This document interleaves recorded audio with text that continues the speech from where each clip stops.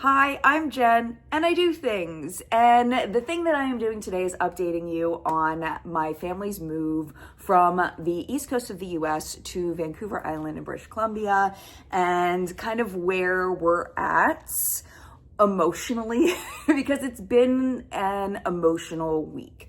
We had our Thanksgiving here in the US, and just like families do across the world, you have different family traditions for different reasons, and Thanksgiving is one of those times where we get together with family. And we don't really see my family, my husband's family, all too terribly often. We see my family a little bit more because they do live closer, but getting together during the holidays has always been a big deal. And I'm a very sentimental person. I take traditions very seriously. I like to do the same things every year. So the idea that this was our last US Thanksgiving is hitting me really hard.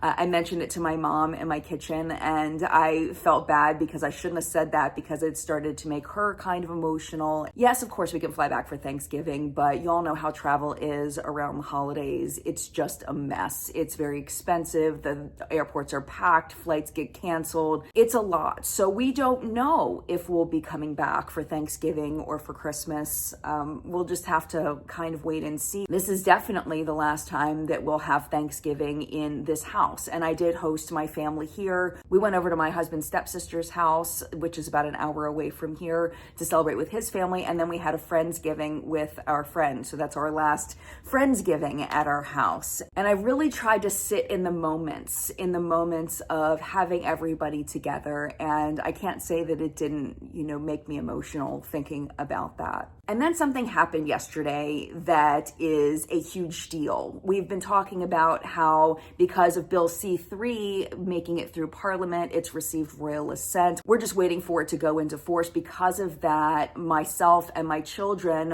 should be eligible for Canadian citizenship. We've mailed in our paperwork. It's currently processing. So I planned fully, and this is something a lot of you have been asking me about, is would I keep my US citizenship? And absolutely. I have full intentions of keeping my US citizenship, regardless of the tax situation. We're still looking into all of that and how that specifically works. I do want to tell you more about that as we learn more. We do have our taxes coming up here in the US in April. My husband usually goes quite a bit earlier, so I'll fill you in on all of that and what that might look like as far as taxes.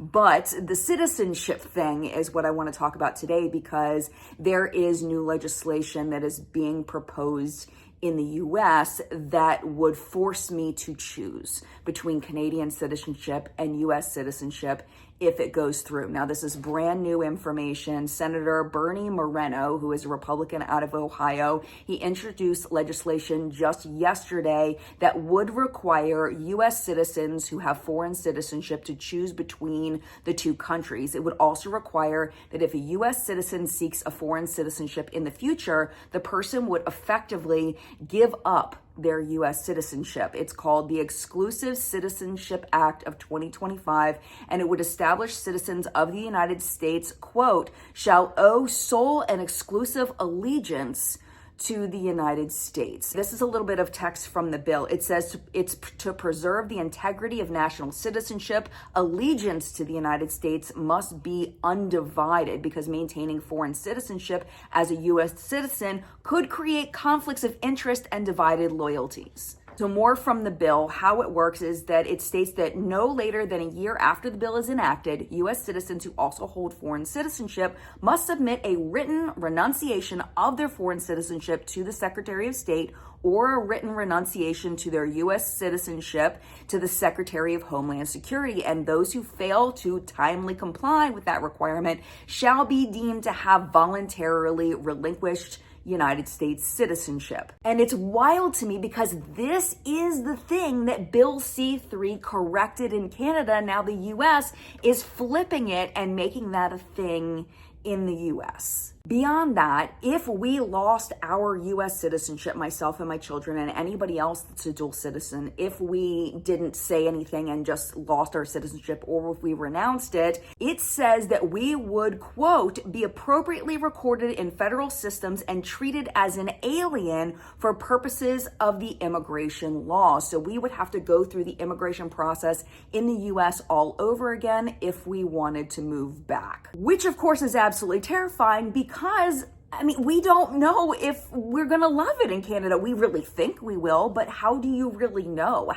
You can't know until you're there. And my kids and I should be Canadian citizens very, very soon. Now, it's important to note that this is not law here in the US. It was just proposed yesterday. We don't know if it's going to get enough votes, and we don't know if this is even constitutional here. So, for example, there's one article, I am going to link it down below. It says that multiple Supreme Court cases have been instrumental in establishing dual citizenship as a constitutional right, including Talbot versus Jansen in 1795, which ruled that U.S. citizens who acquire foreign citizenship do not have to waive their U.S. citizenship, and Afroim versus Rusk in 1967, which ruled that U.S. citizens cannot lose their citizenship unless they willingly surrender it. So even if this passed as law, I would imagine there would be challenges to the Supreme Court. But if you know about our U.S. Supreme Court, sometimes they do weird things. They've ruled some very strange rulings in the past. So we don't know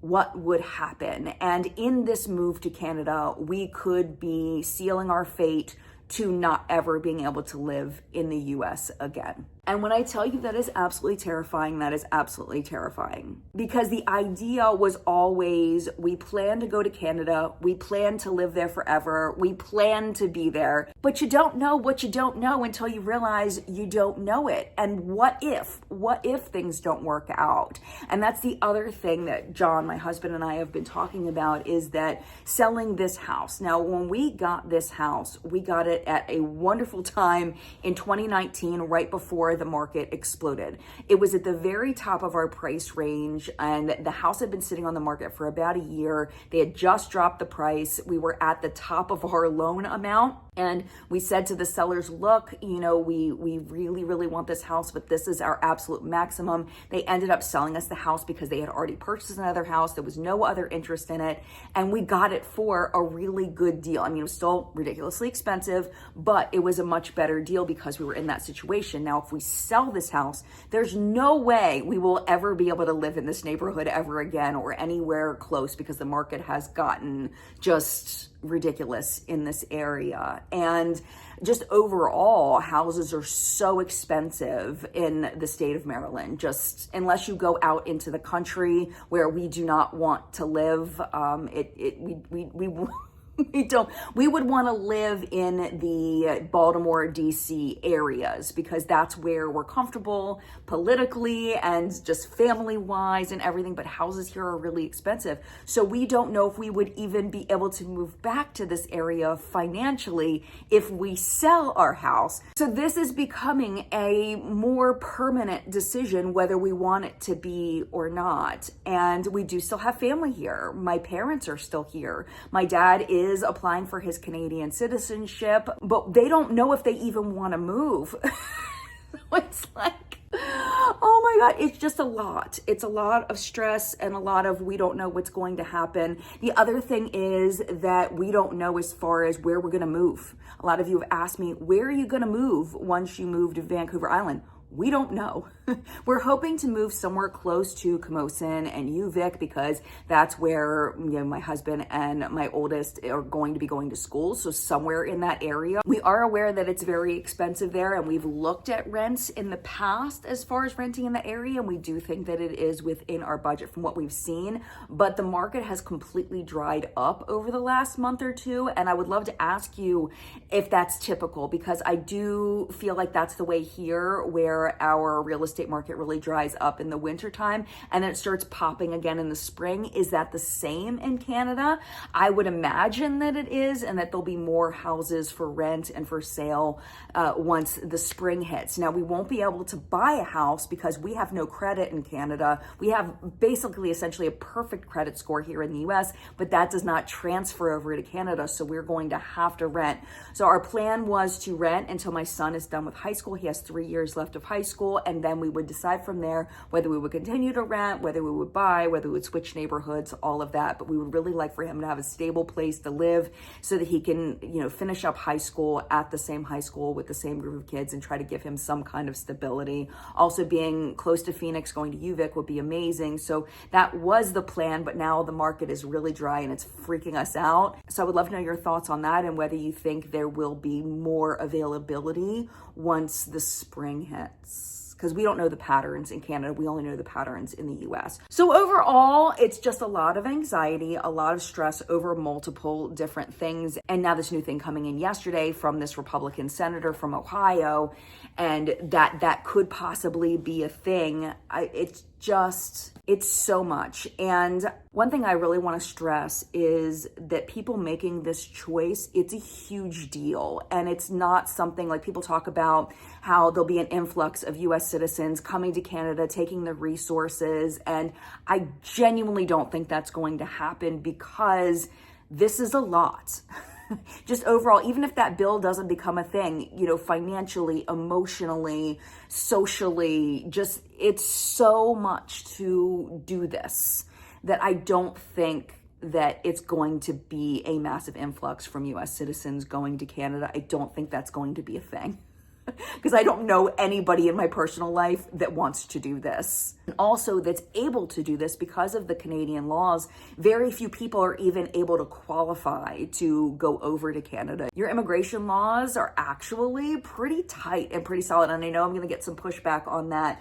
But as far as actually getting PR and citizenship, it is not easy to do that in Canada. So beyond that this is a hard process to do, there's a lot of walls up that don't allow most people to even try or make an effort. And we feel extremely, extremely fortunate to be able to have that opportunity to possibly move. Another thing we've been doing is that there are cameras that are set up in like Victoria Harbor and Nanaimo, and my husband just puts them on in the background when he's working and just, happens to just look and see, what does the Victoria Harbor look like right now? What does Nanaimo look like right now? And it's so cool. It's so cool to see. And we're like comparing weather in that it's getting colder here than it is there. It's just as gray here right now. We actually had possible snow today. So the kids had a 2-hour delay for school today because of possible snow. It ended up just like raining and a little bit icy and stuff. But yeah, it's just as gray here as it is there, but it's actually colder here, which is kind of wild. So those are the things that are happening right now with us. And I would love to hear your thoughts and your ideas. And also I want to thank you for all of the fabulous feedback on the video that I filmed with my kids. I was so happy to introduce them to you, and we are going to be filming a second video. I don't know if there'll be a third one, but there'll definitely be a second video in that series giving them some more words. And one thing that was very interesting to learn from you all was that a lot of the words that we talked about that were Canadian words were not throughout Canada. Things like jam buster, people were like, what is that? I've never heard that before. But then there were certain people like, yeah, it's just in that particular province, where I forget which province it was, where people say jam buster, that it's not in British Columbia. And almost all of the words that I shared were regional words. So that's something to keep in mind. And I want to thank you for that feedback and for the views and the support and the comments on that video, because it was really, really fun to read. And I learned a lot, and I continue to learn from you every day. So thank you for your continued comments and your continued support.